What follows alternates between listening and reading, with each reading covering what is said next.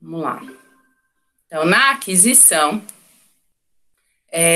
eu posso comprar aquela empresa e aquela empresa ela não vai deixar de existir. Então, eu estou adquirindo ela e ela pode continuar, né, trabalhando normalmente, as duas companhias sendo do mesmo grupo.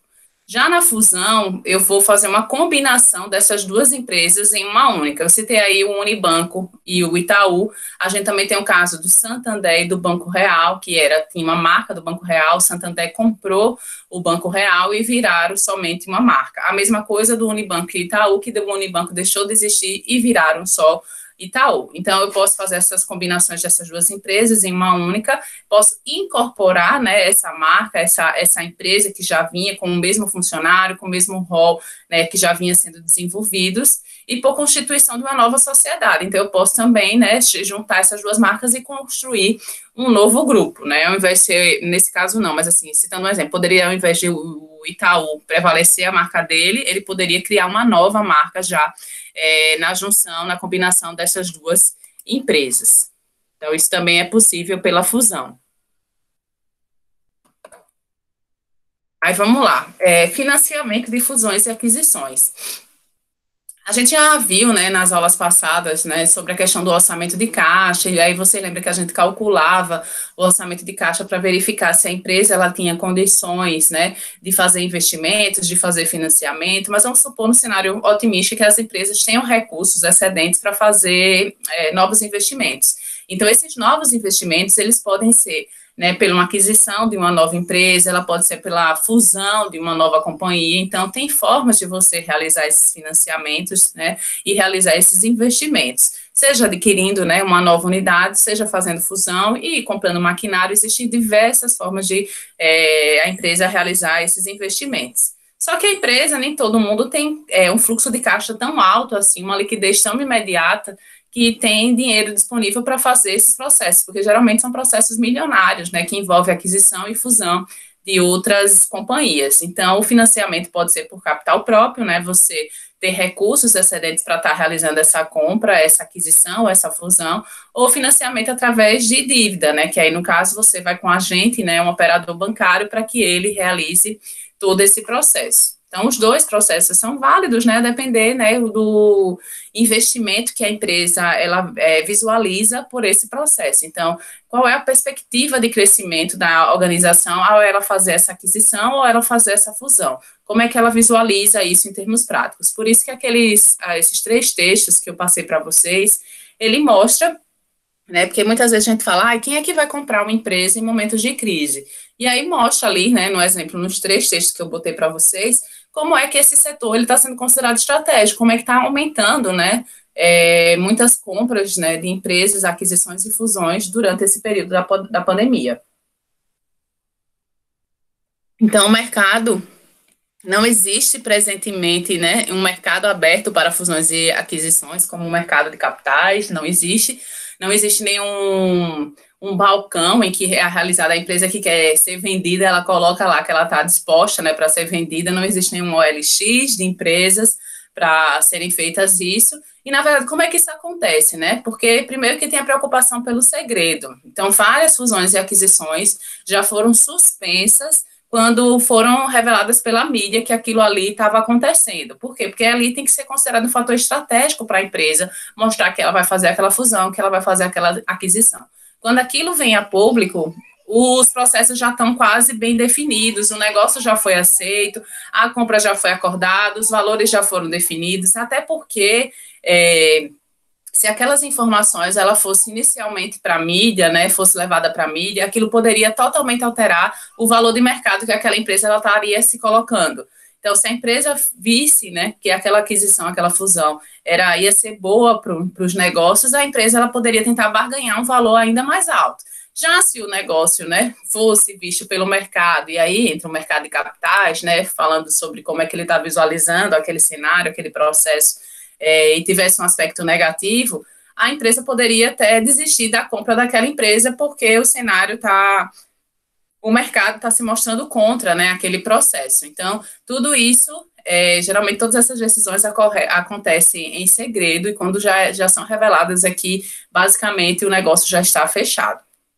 Então, o processo de venda ou aquisição de empresa, ela pode ser difícil, ela pode ser demorada, né? Ela envolve um grande número de funcionários também, que a empresa precisa definir se ela vai manter aquele corpo de funcionários, se vai demitir aqueles funcionários. Então, tem todo um papel estratégico envolvendo também esse processo. Então, não é tão simples, não é só chegar lá e oferecer um valor, comprar aquela empresa assim simplesmente. Então, a globalização também aumentou o mercado de fusões e aquisições transfronteiras. O que significa isso? Então, significa que qualquer empresa pode, né, comprar qualquer outra empresa em qualquer lugar do mundo. Então, não precisa ser uma empresa brasileira comprar uma outra empresa brasileira. A gente tem, principalmente, a gente tem grandes grupos internacionais, multinacionais, que às vezes adquirem as companhias nacionais. Então, isso também é um processo comum. A globalização, ela permite isso, né, de fazer isso dentro desse caso. Só para vocês terem ideia, né, não é bem um processo de aquisição e fusão, mas teve a privatização dos aeroportos e quem comprou essa privatização, quem participou, né, desse processo de privatização foi uma empresa espanhola. Então, só para vocês verem como é que isso pode funcionar, não precisa ser uma empresa nacional. Aí eu citei aí o caso, né, da Companhia do Vale do Rio Doce, que adquiriu o Banco Real, que depois adquiriu a Vitelli, né, e aí dentro desse processo se tornou a Vale. Então, era antes somente a Companhia do Vale Rio Doce, foi incorporando outras empresas para se tornar o Grupo Vale que a gente conhece hoje. Então, devido à natureza complexa das fusões e aquisições transfronteiras, a grande maioria das operações resulta em fracasso. Por quê? Porque também tem a parte da legislação. Então, tem legislações específicas que, às vezes, as empresas multinacionais estão acostumadas dentro do seu país de origem, e quando chega para adquirir essa outra companhia, a legislação é totalmente diferente. Então, tem todo um aspecto burocrático por trás disso, que pode levar a esse fracasso dentro desse processo de aquisição e dentro desse processo de fusão dessas companhias. Grandes fusões e aquisições transfronteiras tendem a valorizar a moeda nacional da empresa adquirente. Isso também é um fator, pessoal, bem positivo para o país que está comprando, né? A empresa que está comprando. Então, nesse caso, vamos supor que essa empresa espanhola que eu falei, né, está adquirindo, né, começou a concessão desses aeroportos, mas vamos supor que fosse uma empresa, né? Uma empresa espanhola estivesse comprando uma empresa brasileira. A moeda que vai ser valorizada vai ser justamente a moeda, no caso, o euro, né? Por quê? Porque é a moeda de circulação naquela empresa que dentro do seu país de origem. Então, você acaba tendo esse processo. Mesmo, e também outro fator que eu não posso esquecer é que, às vezes, todos esses recursos, né, toda essa lucratividade, ele volta para o país de origem. Então, tem esse processo também de valorização da moeda local, não a nossa, no caso brasileira, quando é um grupo estrangeiro, mas a moeda local no qual a empresa sede ela está instituída. Alguma dúvida, pessoal, até aqui?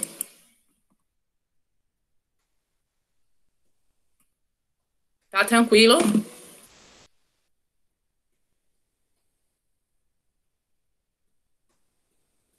Sem dúvidas. Então, vamos lá.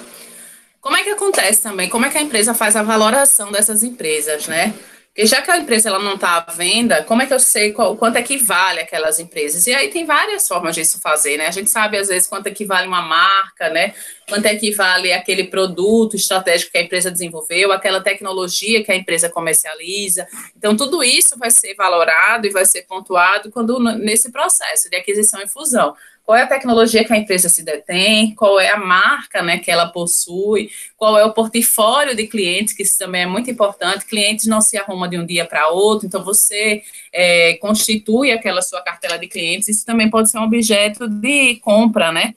Porque você está chegando lá, está comprando aquela mercadoria, está comprando aquele produto, está comprando aquela marca com aquele número de clientes já fiéis, né? Então, isso também é uma estratégia, às vezes, que a empresa adota, principalmente empresas que querem entrar no mercado.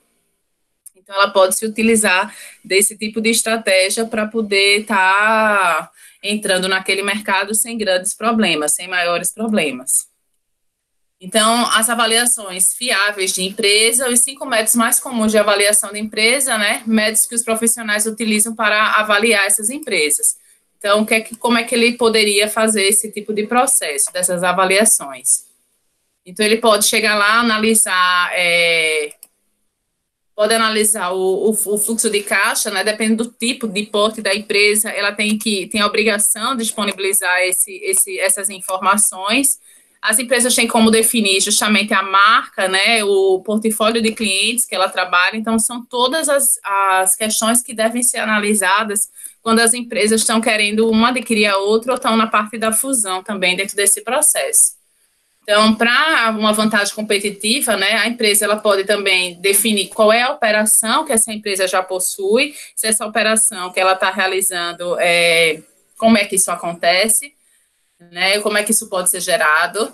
A fusão ela pode ser por concentração também de negócio e também, inclusive, como eu falei da questão da burocratização do Brasil, não é tão fácil de você adquirir, né? Porque também tem uma coisa considerada que não pode, você não pode comprar empresas do mesmo setor, às vezes, assim, para que você fique quase um monopólio. Então, isso também é proibido no Brasil, que uma mesma empresa ela compre todas as empresas do mesmo setor, até para que gere competitividade, que a competitividade dentro desse cenário ela possa permitir concorrência. Então, não é permitido, não é sinônimo de boas práticas comerciais essa concentração desse negócio. Então, por isso que eu falei, né? Aquela dificuldade que as empresas internacionais têm quando elas vão ser maioria daquele comércio, muitas vezes essa compra não é permitida, tá? E a fusão por incorporação, que a gente já tinha falado também, que ela vai incorporar a sua marca, mas ela pode estar permitindo que aquela empresa continue. Eu também tenho classificações de fusões e aquisições. Eu posso fazer integrações horizontais, integrações verticais, integrações com genéricas e fusões de conglomerados. Mas isso aqui eu não vou responder o que é, vou deixar para que vocês pesquisem e a gente debate daqui a pouco o que seriam as integrações horizontais, as integrações verticais, né, dentro desse processo de fusões e aquisições, tá? Quando e por que a fusão e aquisição faz sentido? Então, dentre as várias razões para se implementar uma operação de fusão e aquisição, além do crescimento acelerado, né, como eu falei, merece registro o aproveitamento de novas e promissoras oportunidades para compartilhar com parceiros, na medida do possível, mitigando riscos e alavancando recursos limitados. Tem até um caso aí, um exemplo, né, que da compra do LinkedIn. Então, foi comprado, o LinkedIn foi comprado, deixa eu até ver se eu acho alguma coisa aqui.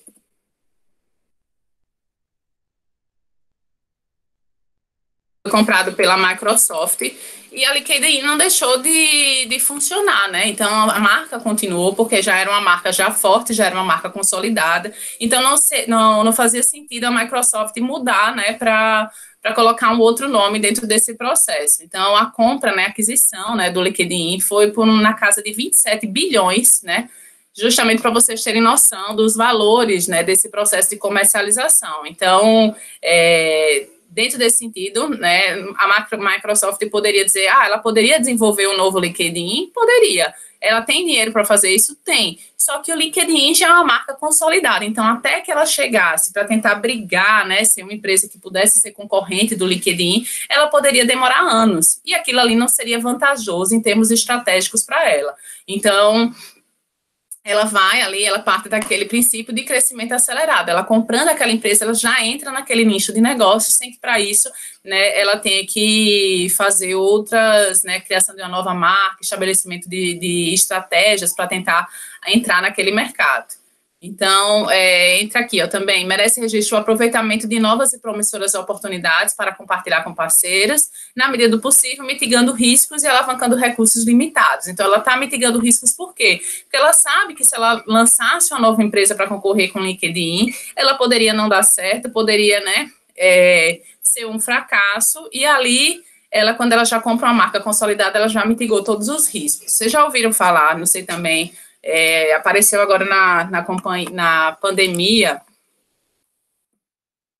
Clubhouse, não sei se vocês já ouviram falar. Já ouviram falar de Clubhouse?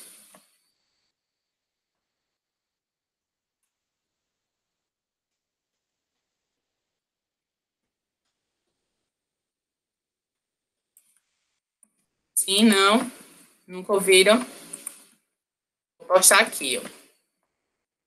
Clubhouse é um aplicativo de rede social para bate-papo com áudio somente para convidados, lançado em 2020 pela Alpha Exploration.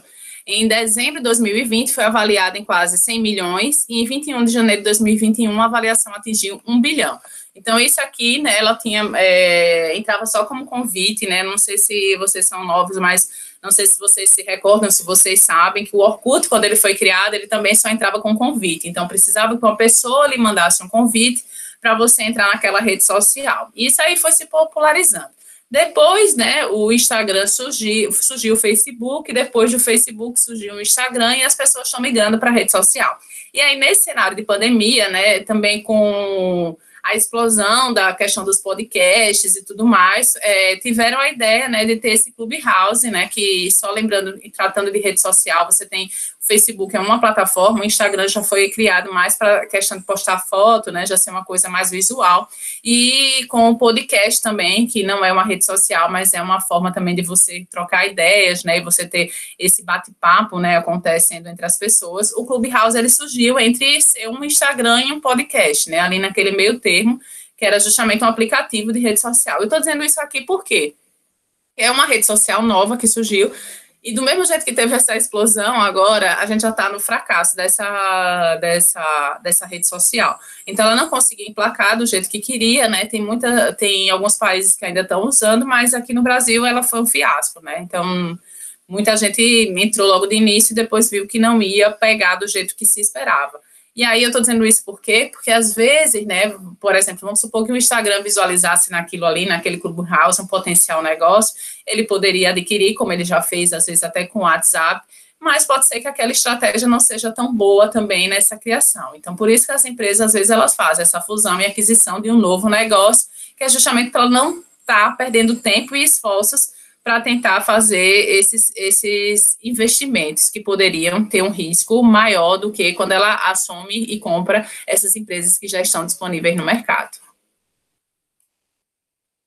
Então, quando e por que a fusão e aquisição faz sentido? As razões, por sua vez, têm alguns aspectos que incluem obtenção de market share, né? Ela pode estar comprando porque ela visualiza que tem um potencial de produto ali a ser comercializado, potencial de serviço que está sendo ofertado, a área geográfica que aquela empresa atua e o perfil de clientes. Só para vocês terem ideia, e aí acredito que vocês já sabem, né? Lá no Maranhão, né? No Maranhão tem um refrigerante chamado de Guaraná Jesus. E a Coca-Cola, durante muitos anos, queria, né, brigar com essa Guaraná Jesus para poder entrar lá no Maranhão, para poder ser um dos produtos mais consumidos naquela localidade. E ele não tinha espaço, porque era um produto que já era bastante difundido. E foi até o momento que a Coca-Cola ela adquiriu a Guaraná Jesus. Então, ele deixou estabelecido o nome, né, a marca, o jeito, né, que é um refrigerante cor-de-rosa, não mudou, mas tinha lá o nome da empresa Coca-Cola, né, a companhia Coca-Cola. E aí, isso aqui entra aqui, ó, na obtenção de market share, esse tipo de aquisição, né? Então, ela está lá comprando um produto, mas também pensando na área geográfica também que estava ali, ela não detinha aquele mercado, e o perfil de clientes, que era um perfil de clientes variado, que não estava aberto, né, a mudar de produto e estava querendo adquirir, né, esse tipo de produto, continuar consumindo esse tipo de produto. Então, a empresa ela também pode fazer aquisição de posição de mercado por ser mais barata do que lutar contra a barreira de entrada. Isso também acontece, viu, pessoal? A gente, às vezes, fala de livre mercado, de concorrência perfeita, só que a maioria das empresas, quando elas vão entrar em um novo segmento, em um novo mercado, você já tem empresas que já estão estabelecidas naquele negócio que fazem, né, barreiras de entrada. Então, tem uma proteção, né, invisível, que a gente chama, uma proteção que as empresas elas não conseguem entrar normalmente, não é facilmente entrar naquele mercado. E aí acontece, vamos lá, tem um exemplo também que a gente fala aqui, a gente reclama muito das companhias de ônibus aqui em Alagoas, né, que só tem poucas empresas de ônibus. Por que vocês acham que não tem mais empresas de ônibus? Né, você não acha que só tem aquelas empresas conhecidas, porque não chegam mais outras companhias para poder entrar naquele mercado? porque existe barreiras de entrada. Então, às vezes, né, seria mais fácil para um grupo que quer entrar naquele segmento ele comprar uma dessas companhias, comprar, sei lá, Real, comprar Veleiro, comprar uma outra empresa, do que ser um novo grupo entrando naquele mercado. Quando eu adquiro essa companhia, de certo modo, eu já eliminei as barreiras de entrada, porque aquela empresa ela já está consolidada dentro daquele segmento, já atua dentro daquele segmento.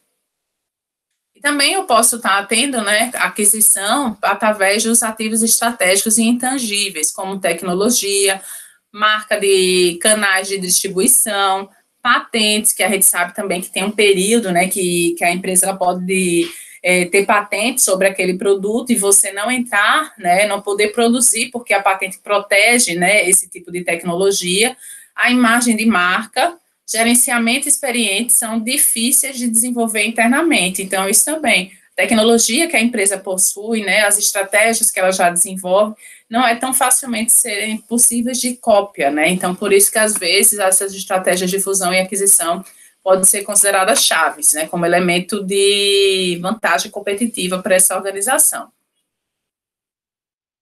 Então, fatores comuns identificados no sucesso e no fracasso. Empatia entre os executivos, né? Que pode ser bom quando as empresas, né, têm uma mesma cultura organizacional, e aí vocês já devem ter ouvido falar sobre isso. As formas com que essa empresa visualiza também como é que ela vai entrar, né? Como ela é recebida também pelos funcionários, como essa tecnologia ela vai ser incorporada aos processos que a empresa já trabalha. Então, tudo isso são considerados fatores que são analisados, né, para poder envolver esse processo de construção e compra, né?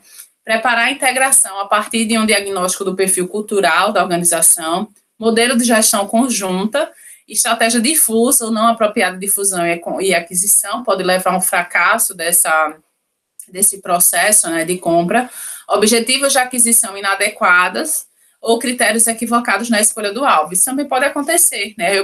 A empresa, né, que está adquirindo ou fazendo a fusão, ela ter um vislumbre, né, de como vai ser aquele negócio, e quando ela adquirir aquilo ali, ela vê que é um fiasco, que não fazia parte do portfólio, não faria parte do segmento que ela está querendo trabalhar.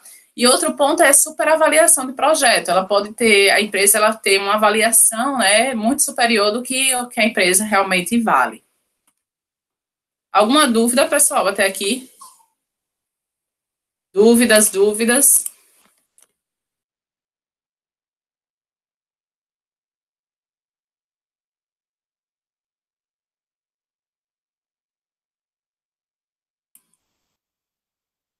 Alguma dúvida, pessoal? Tá tranquilo? Então vamos lá. E também, né, a gente fala nos fatores comuns de fracasso na compra e na aquisição, mas também tem as falhas na implantação. Então, também comprou, né, fundiu aquela organização. Então, o que é que pode dar errado? Pode dar errado, professora? Pode dar errado.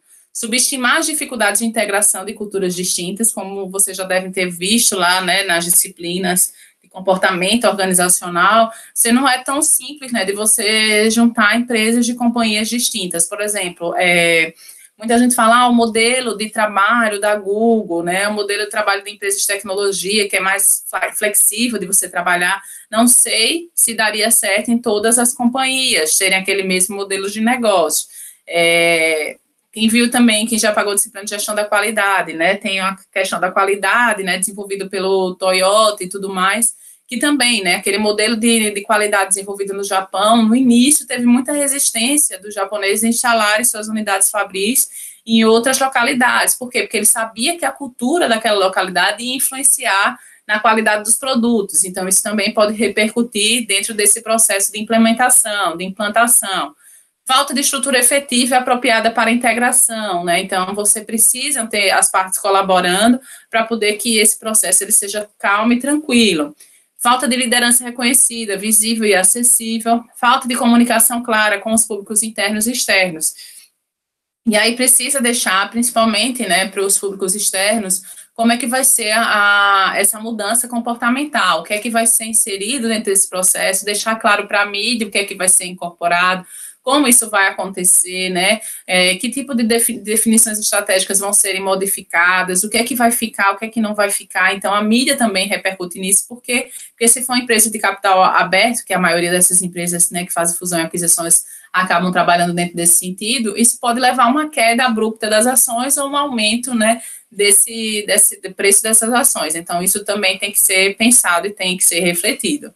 Descuido com a administração de pessoal, causando desmotivação e perda de pessoal-chave, e má gestão do processo pós-aquisição. Então, as pessoas se sentirem seguras porque não sabem como vai ser as definições, né, para daqui para frente, e isso gerar um mal-estar dentro da empresa.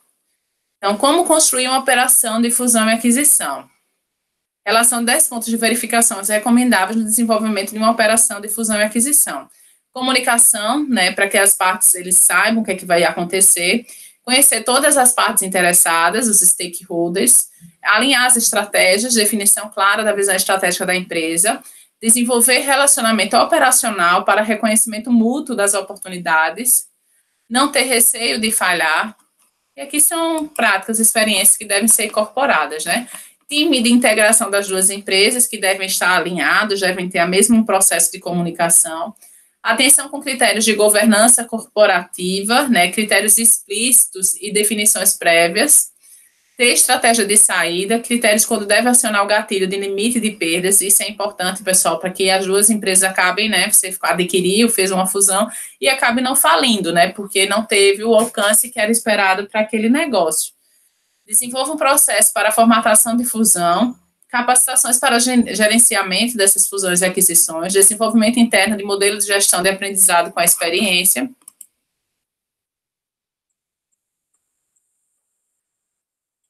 E aí a gente tem aqui, ó, as etapas, né? O ciclo de operação.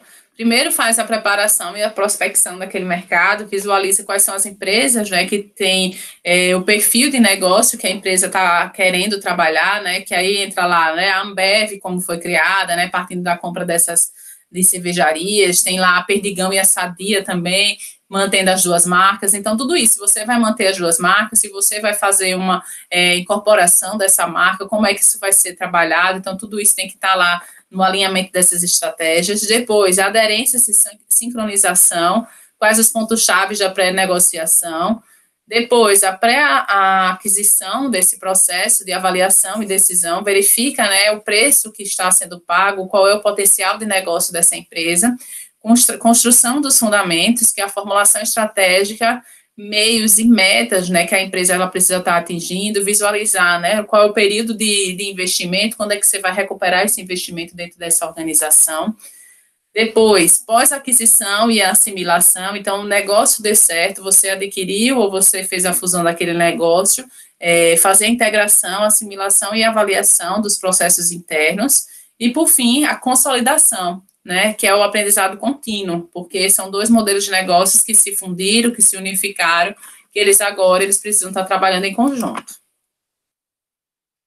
Então, fatores que levam as organizações é ter economia de escala. Então, lá na produção, vocês escutam muito falar sobre isso, né? Eu consigo aumentar o meu processo industrial, eu consigo trabalhar, né, aumentando a eficiência com a economia de escala, consigo aumentar a minha cota e minha participação do mercado com o meu processo de fusão e aquisição. Então, assim, que para isso eu tenho que comprar, construir uma nova unidade fabril, né? Eu já entro no mercado que aquele concorrente ele já detinha. Por exemplo, a Sadia e a Perdigão, a Sadia quando comprou a Perdigão, ela entrou justamente nessa cota de mercado.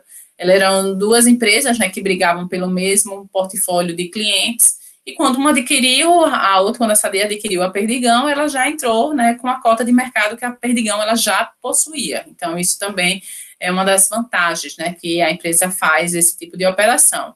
Vendas cruzadas, que ela consegue também, né, realizar essas vendas cruzadas, então, trabalhar, né, às vezes com um produto que é similar, um produto bem parecido, né, dentro do seu processo.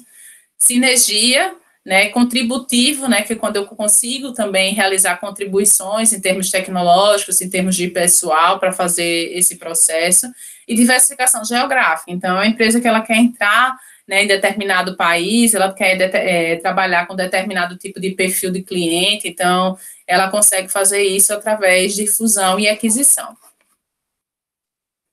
Motivos considerados destruidores de valor para os acionistas, né? Ilusão dos gestores, que aí você tem uma expectativa, né, de crescimento maior do que era esperado.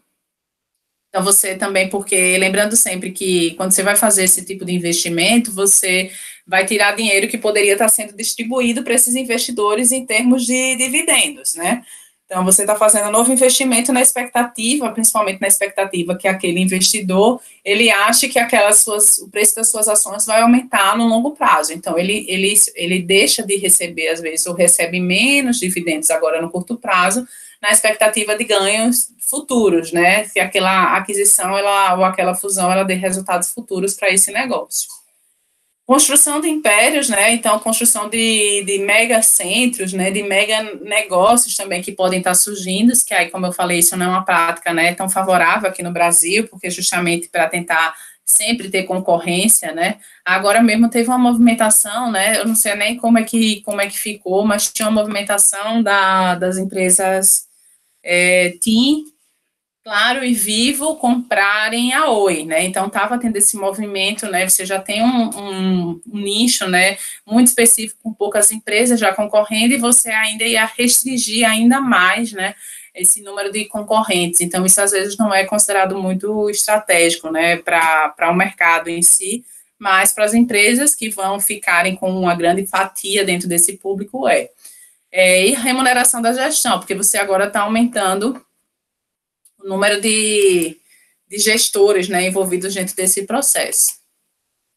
Os impactos culturais dentro das organizações, né? Então, a gente tem impactos étnicos, que aí, dependendo de aonde a empresa está se estabelecendo, né? E religioso, isso pode gerar alguns conflitos. Então, uma empresa que tem uma cultura, né, que já tem um comportamento distinto, a gente tem alguns países que são altamente religiosos, tem uma cultura muito mais fechada, né, de comportamento, que você levando uma empresa, né, uma multinacional com um comportamento distinto, pode gerar alguns conflitos dentro nesse patamar. Então, aquisições e fusões de sucesso em sucesso. Então, de sucesso, Itaú e Unibanco, né, que eles conseguiram aumentar a sua cartela de clientes, né, o seu mercado e as suas ações. Eram empresas do mesmo segmento, empresas do mesmo setor que estavam sendo adquiridos, então ela já tinha um know-how, né, de como é que deveria trabalhar naquele setor e ela só aumentou o seu portfólio de clientes e seu mercado, né, seu mercado de atuação. Às vezes, né, você tem uma empresa ou outra que tem, mesmo sendo do mesmo ramo, às vezes tem um produto diferenciado, tem um serviço diferenciado, e aí quando você adquire ou você faz a fusão desse processo, você está incorporando isso como uma atividade também do seu negócio. E aí tem lá, em sucesso, mercado diferente e Excel econômico. E aí vocês podem dizer, professora, eu nunca ouvi falar isso, não deu certo. Então, por isso que vocês não conhecem, porque talvez se desse certo, ela estaria lá no exemplo anterior e vocês nem saberiam, muitos aqui não devem saber que existiu o Unibanco já, porque só conhece o Itaú. Muitos podem também não saber que existiu o Real, porque só conhece o Santander, porque são casos de sucesso.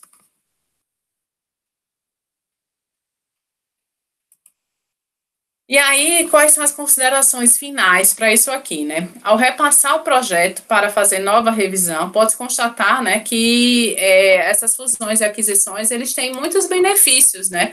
Eles podem ser considerados fatores estratégicos para as empresas que querem aumentar a sua liquidez, elas podem ser considerados fatores estratégicos para as empresas que querem entrar em determinado mercado, mas ela tem que ser bem analisado para ver se os ganhos que estão sendo ali feitos, que estão sendo pontuados, de fato vão serem alcançados. Pensar principalmente nas questões étnicas e nas questões religiosas, quando você vai por um mercado muito diferente do qual a empresa está acostumada.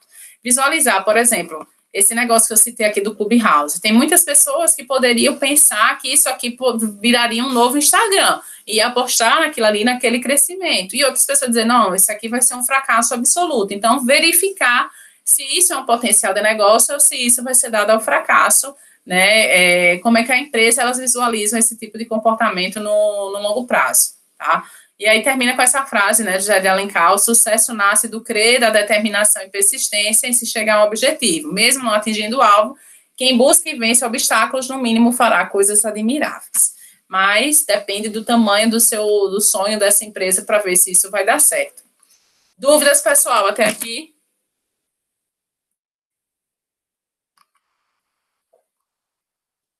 Então, vamos lá para os textos, né? E aí, nos textos, né, como essa é a nossa última aula de assunto, eu quero deixar aberto para vocês pontuarem, né? Vamos começar com o texto 1. Quem não está sabendo o que eu estou falando, eu vou botar aqui os textos novamente.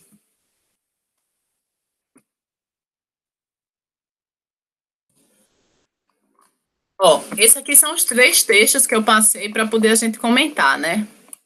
E aí eu queria ver de vocês considerarem o que é que vocês acharam. Vocês tinham ideia, né, que Brasil ia bater recorde entre janeiro e novembro de 2020, né? A gente não está ainda em 2021 e a gente já viu que depois de 2021 mudou um pouco, né, esse cenário. Vocês tinham ideia que isso poderia ser um potencial de negócio, porque a gente vê muito na economia falando, olha, as empresas estão fechando, as empresas estão falindo com a pandemia, né? Tá tudo ruim, né? As empresas precisam ter o governo federal mais ativo dentro desse processo, precisam os estados, né, diminuírem os processos de lockdown, e eu concordo com tudo isso que está sendo pontuado. Só que também tem gente, né, que faz, né, vira uma oportunidade de negócio para algumas empresas, alguns segmentos, como é o caso do que a gente está pontuando aí. Então, o que é que vocês acham? Quem lê o texto quer colocar algum ponto, queria falar alguma coisa?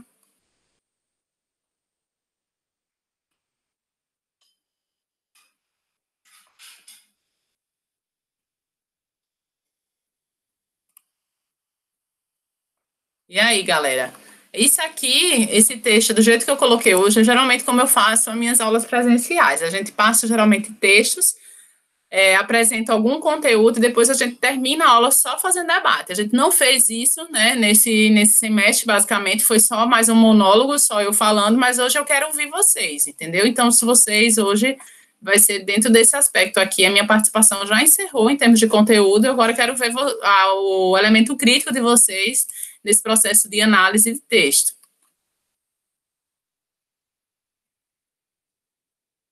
Querem que eu chame alguém específico para falar ou vocês mesmos sabem decidir se prontificar a...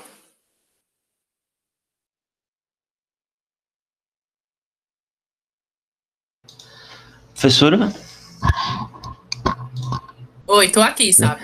Sim, não, é só falar rápido, você falou da pandemia, se a gente esperava que isso ia bater um recorde de fusão e aquisição. Assim, esperar, eu não sei, porque eu também nunca pensei sobre isso, mas assim, também não é de se espantar, porque nessa pandemia só afetou majoritariamente os pequenos, né? Então, assim, as empresas grandes saíram engolindo tudo, conseguindo. Elas que se fortificaram mais, né? Então, por elas terem capacidade de sobreviver, então faz sentido que esse número tenha batido um recorde, né? Não é estranho.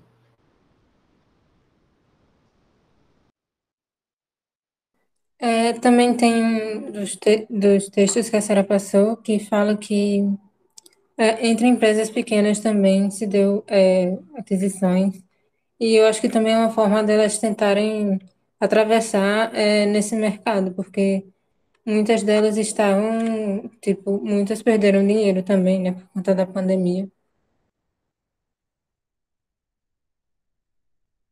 Isso, exato. Mais alguém queria colocar algum ponto? O que a gente vê, ó, ele fala que um dos textos somente no mês de novembro foram 107 fusões e aquisições, de 19% a mais do que no mesmo período de 2019. Então, o avanço no número de transações reforça a tendência de recuperação acelerada do mercado de fusões e aquisições, que foi fortemente afetado nos meses de abril e junho pela pandemia do Covid. Então, realmente, na verdade, é uma recuperação.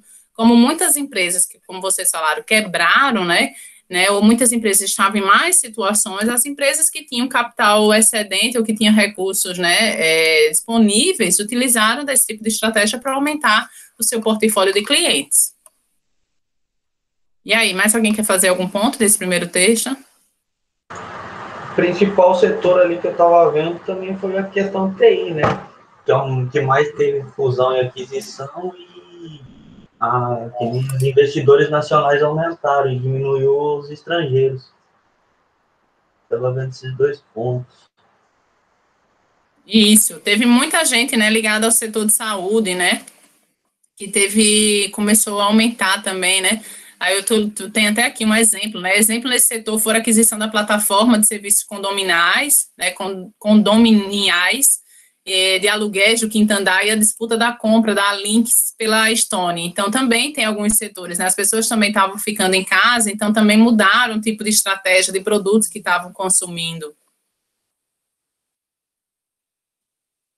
Sim, claro, Darlan. A pandemia, né, a gente fala às vezes como um aspecto negativo, mas como eu disse, para as empresas que já tinham negócio, né, ela já pode, se ela tem recursos em saldos excedentes, ela pode utilizar a pandemia como um fator estratégico para o lado dela. Ela pode chegar e aproveitar para comprar concorrentes, aumentar a sua fatia de mercado, ela fazer fusões, ela fazer aquisições dentro desse processo, desde que ela tenha recursos excedentes para isso. Porque o que acontece, né? Uma das coisas, principalmente se eu falo que se ela tiver capital, né, excedente, recursos excedentes, é porque às vezes, em tempos de crise, o que acontece, às vezes os juros ficam um pouco mais caros. Então, para ela pegar um financiamento para fazer esse processo, pode se tornar caro. Mas se ela já tem capital próprio para fazer isso, ela pode se utilizar dessa estratégia sim para poder aumentar a sua fatia de mercado. Como foi o texto, como o próprio texto fala, né, desse aumento desse negócio. E aí também outro ponto que o Darlan falou, o que é interessante, né, o Darlan não, acho que foi o César que falou, foi justamente a preocupação de empresas nacionais. Então, não foram grupos estrangeiros que vieram para comprar essas empresas brasileiras, foram próprias empresas nacionais que estão adquirindo outras companhias nacionais. E aí, por que vocês acham que não teve, né, e um dos textos fala só sobre isso, porque as empresas internacionais não tiveram esse tipo de comportamento, foram grupos nacionais que aproveitaram essa oportunidade. O que é que você...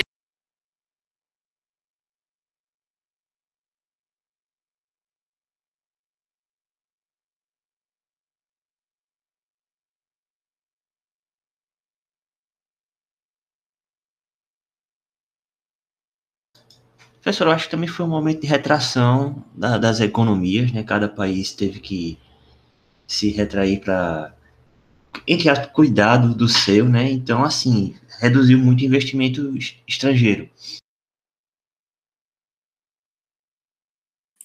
Vale ressaltar que o Darlan pontuou o risco do cenário político e também muitas das alternativas do que estavam sendo adotadas, né, pelos próprios países como recuperação da economia. Então, as medidas de recuperação, os países que sinalizavam medidas mais consolidadas de recuperação da economia iam sinalizar para esses investidores uma preocupação, né, de recuperação. Por quê? Porque a gente sabe que a crise ela afetou todos os países, né, uns mais, outros menos, mas ia afetar todo mundo. Então, a economia ia ficar balançada, né, ia ter aumento do desemprego, isso ia ser pontuado, né, as empresas iam diminuir o tipo de atividade, né, a economia tem um abalo de modo geral, o PIB daquela maioria dos países ia serem afetados. Mas as medidas que seriam adotadas pelo governo, a modo que os investidores iam enxergar essas medidas como medidas confiáveis, medidas de recuperação real dessa economia, e afetar diretamente, né, a procura desses investidores internacionais. Então, isso também, o risco do cenário político, as medidas adotadas, os riscos econômicos fazem também com que os investidores estrangeiros analisem, né, e percebam as economias de modo diferenciado. Tá? E por isso que isso aqui é refletido nesses números, da maioria das empresas serem empresas nacionais que procuraram comprar outras companhias do que os grupos internacionais. Algum mais pontos a serem levantados? Aí vamos lá. Então, isso foi na primeira onda lá, né, que a gente teve esse aumento. Aí a gente vai lá para o segundo texto. Segunda onda de Covid afeta fusões e aquisições. A gente falou lá que a primeira onda estava aumentando, né, os valores e movimentações de fusões e aquisições. Já na segunda onda, né, a segunda onda da pandemia ajudou a derrubar o número de fusões e aquisições das empresas no país. E aí, professor, o que aconteceu? O que foi que mudou? O que é que vocês conseguiram reparar de mudança de um cenário para outro? Professor, assim, eu acredito que tem a relação com a saúde dos caixas da empresa, porque, assim, no início se via um horizonte não tão longo da pandemia, e com essa segunda onda começou a ver que podia demorar mais, ou seja, um capital que poderia ser usado para fazer uma aquisição, por exemplo, deixa de ser usado para isso, para manter a saúde da empresa para se sustentar, muitas vezes. Acredito que tem alguma relação. Eu também concordo, Arthur. E acho também que todo esse processo, né, de vacinação, né, de resposta também, o crescimento do PIB de cada um dos países, né, os investimentos que estão sendo realizados, as perspectivas de crescimento daquela economia, tudo isso reflete. Muita gente poderia pensar lá no começo da pandemia, que a pandemia ia ser um pouco mais curta, né, que já em 2021 já ia ter a recuperação de algumas localidades, que a gente já estaria sendo vacinado, que a vacinação poderia ser um pouco mais rápida, e tudo isso vai refletir, né, diretamente nessa estratégia que está sendo adotada pelas empresas. E aí, por isso que, mesmo ainda sendo grande, né, o consumo de fusão e aquisição, ele teve uma desaceleração agora em 2021, provocando justamente pelo esse aumento, né, a demora também da recuperação brasileira, certo? Alguma dúvida, pessoal?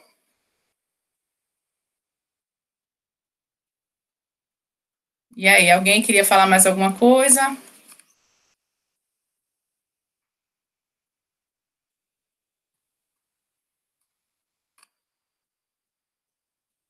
Tem um texto aqui que eu não sei se vocês chegaram a olhar.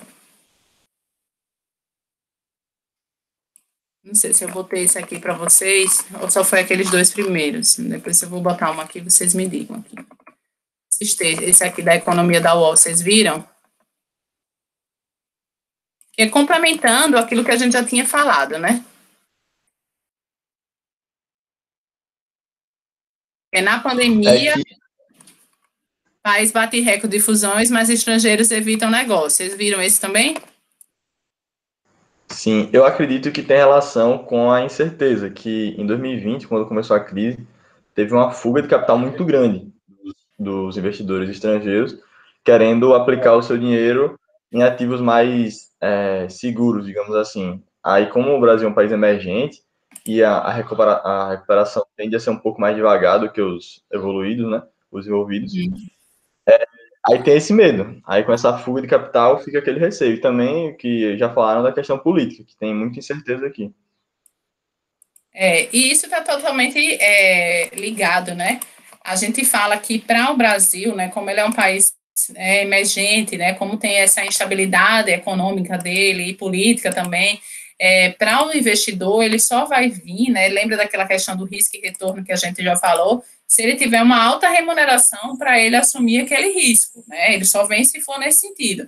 Se a remuneração não for tão alta, ele prefere procurar economias mais sólidas e mais estáveis.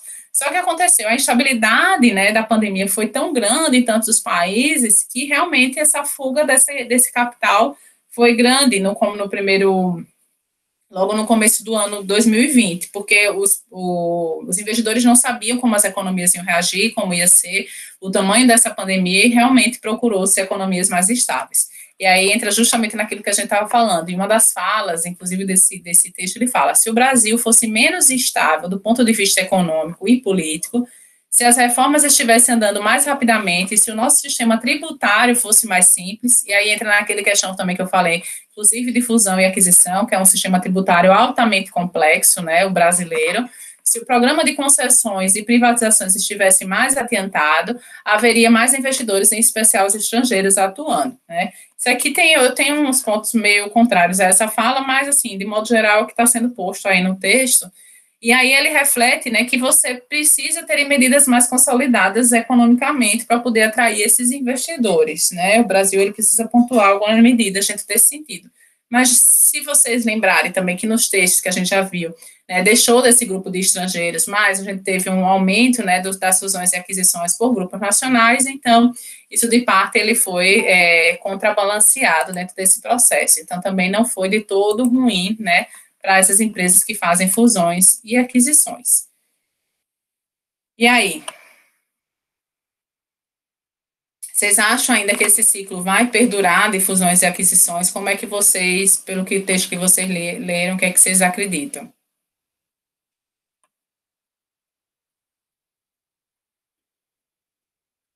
Aí ele bota aqui no texto, os setores que foram destaque, né, em fusões e aquisições foram tecnologia e saúde. E aí, por que vocês acham que esses setores foram considerados chaves e foram o maior número de fusões e aquisições foi justamente nesses dois setores?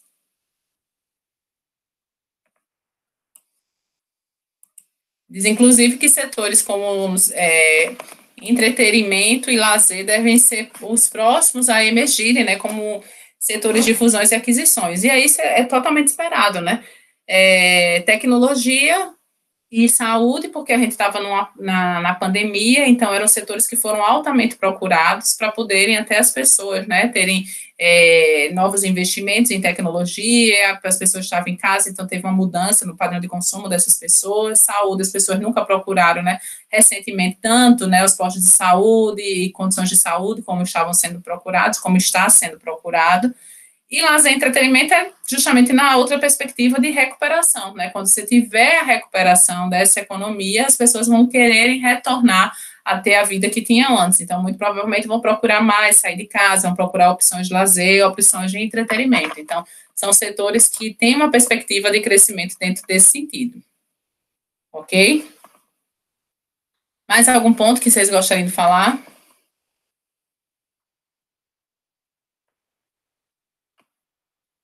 E aí, mais alguém, pessoal? Então, pronto. Não consegue, porque eu não botei, Jackson. Ainda não postei essas últimas aulas lá no AVA. Vou postar essas aulas. Acho que hoje ou amanhã eu posto essa aula de hoje e a aula da semana passada. Por isso que você não consegue visualizar, porque eu ainda não coloquei lá, tá? Então é isso, pessoal. Fusão e aquisição é dentro desse processo. Ele é importante que tenha, né? Porque ele é considerado fonte e pode melhorar a economia, pode tornar as empresas mais competitivas, pode tornar as empresas mais eficientes de determinado tipo de serviço, né? E produto que ela está ali querendo comercializar. Não, Arthur, ainda a gente, semana que vem, a gente tem uma aula só de exercícios, né? E aí só vai ser na dúvida que vocês tiverem, se vocês não conseguirem resolver aqueles exercícios que a gente já postou lá, e a prova é dia 24, tá? Daqui a 15 dias é a nossa avaliação. Mas lembrando que eu não vou, vai ser só lista pontuando, né? Que vocês vão ter que devolver aquilo ali para valer ponto, aquilo que já foi passado, e a gente faz uma outra, né? Que alguém não tenha conseguido resolver ou que tenha ficado com dúvida na resolução, certo? A aula da próxima semana. E aí, hoje a gente encerra justamente todo o conteúdo, né, da AB2. Então, termina hoje todos os assuntos da AB2. Alguma dúvida, pessoal? Gostaria de pontuar alguma coisa? Só lembrando que, realmente, a prova também só vale de 0 a 5. O restante vai ser a participação do fórum e os exercícios e atividades que estiverem lá na plataforma. Inclusive, hoje, eu estou abrindo a atividade dessa semana, que também vale pontuação, e a atividade é um wiki. Vocês já ouviram? Já fizeram? Alguém já fez? O Ava caiu também aqui, não sei, não estou conseguindo entrar aqui no Ava. Alguém já fez?